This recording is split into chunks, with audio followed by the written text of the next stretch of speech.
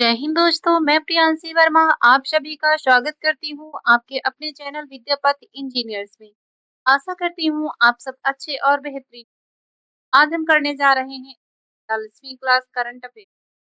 आज की क्लास का हमारा पहला क्वेश्चन है।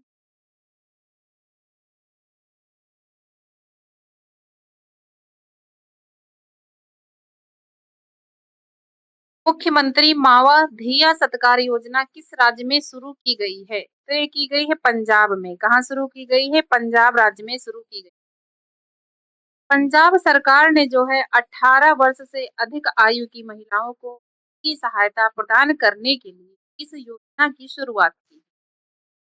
वित्तीय सहायता इस योजना के तहत पात्र महिलाओं को हर महीने 1000 की सहायता दी जाती है, जबकि अनुसूचित जाति जो एससी वर्ग की महिलाओं को है 1500 प्रति माह मिलती है। मुख्यमंत्री भगवंत मान ने 14 अप्रैल 2026 बाबा साहेब अम्बेडकर की के अवसर पर इस योजना के पंजीकरण की घोषणा की।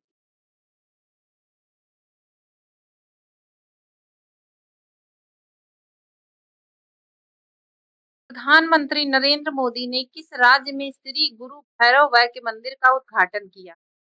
तो ये किया है कर्नाटक में। कहाँ किया है? कर्नाटक में किया है। प्रधानमंत्री नरेंद्र मोदी राज्य में श्री गुरु भैरव वैद्य मंदिर का उद्घाटन किया, कर्नाटक में किया। श्री आदि चुंचनगिरी महासंस्थान मठ मांड्या जिला कर्नाटक।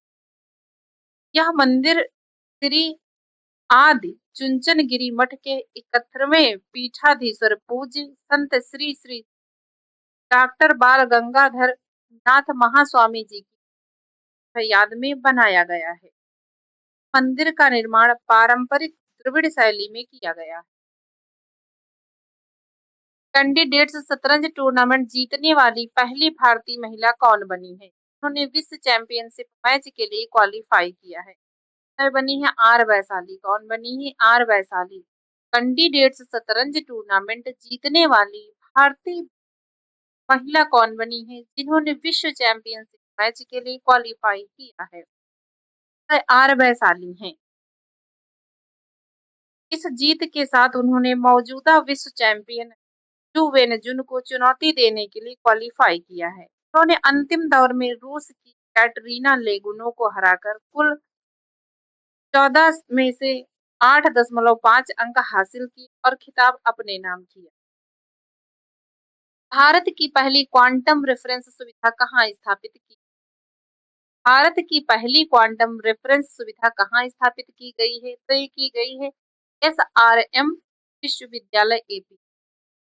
एसआरएम विश्वविद्यालय एपी। इसका मुख्य उद्देश्य क्वांटम कंप्यूटिंग और सूचना प्रौद्योगिकी के क्षेत्र अनुसंधान और विकास को बढ़ावा देना है।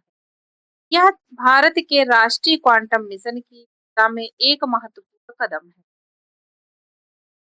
वित्त वर्ष 2025-26 में कौन सा देश भारत का सबसे बड़ा व्यापारिक भागीदार बनकर उभरा है? तो यह है चीन। कौन है? चीन है। वित्त वर्ष 2025-26 में कौन सा देश भारत का सबसे बड़ा व्यापारिक भागीदार बनकर उभरा है? चीन। चीन ने 4 वर्षों के अंतराल के बाद संयुक्त राज्य अमेरिका का पीछा छोड़ते हुए स्थान हासिल किया है।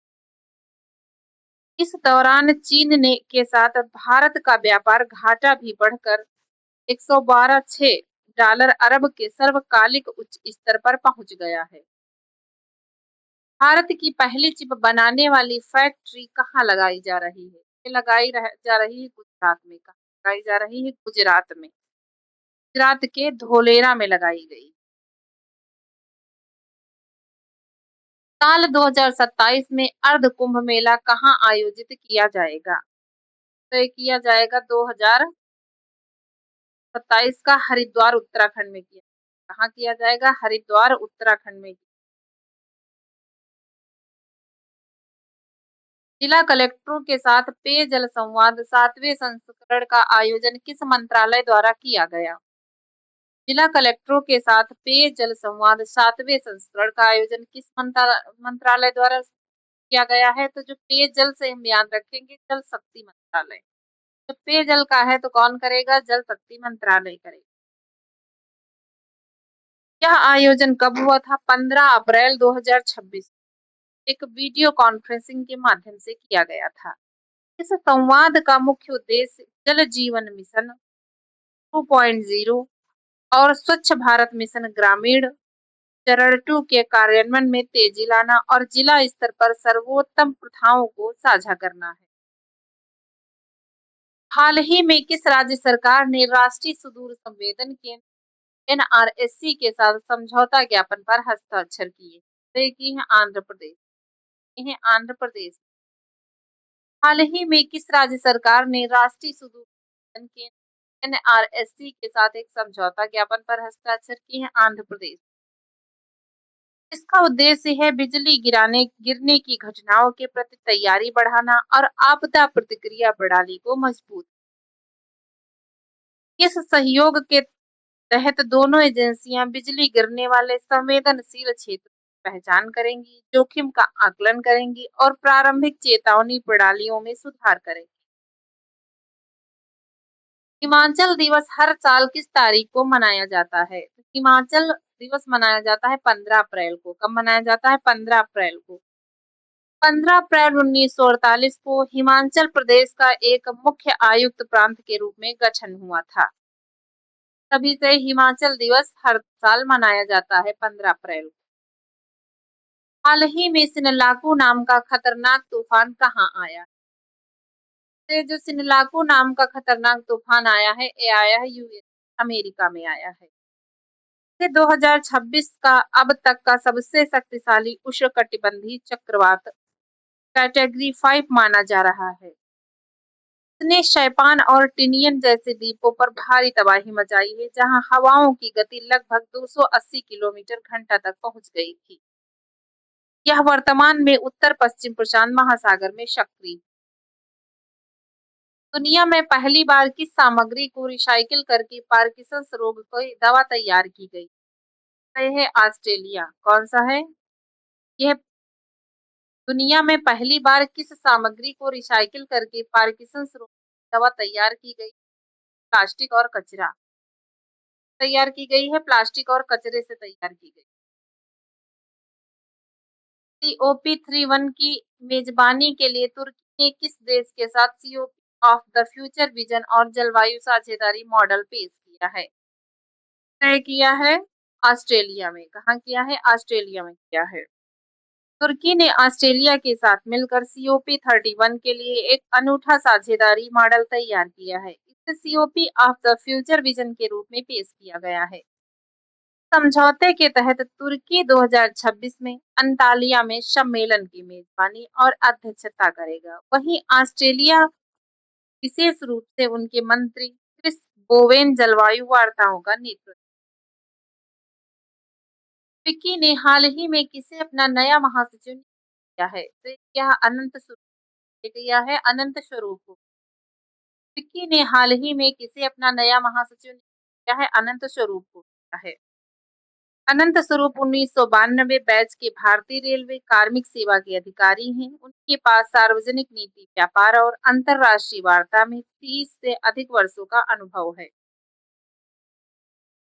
सुरिंदर भगत को किस देश में भारत का अगला उच्चायुक्त नियुक्त किया गया है? तो ये नियुक्त किया गया है घाना को। किस किया गया है? घाना को किया गया है।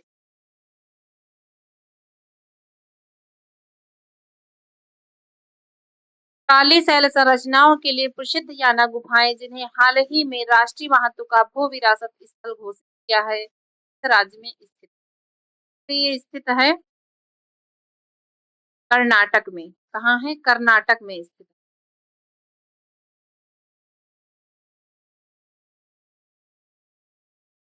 यह उत्तर कन्नड़ जिले के सह्याद्री पर्वत श्रृंखला में स्थित है। ये गुफाएं अपनी दो विशाल क्रिस्टलीकृत चूना पत्थर की चट्टानों के लिए जानी जाती हैं। इसका धार्मिक महत्व क्या है? यहाँ भगवान शिव को समर्पित एक स्वयंभू लिंग और माता पार्वती की मोहिनी पार्वती है मोहिनी की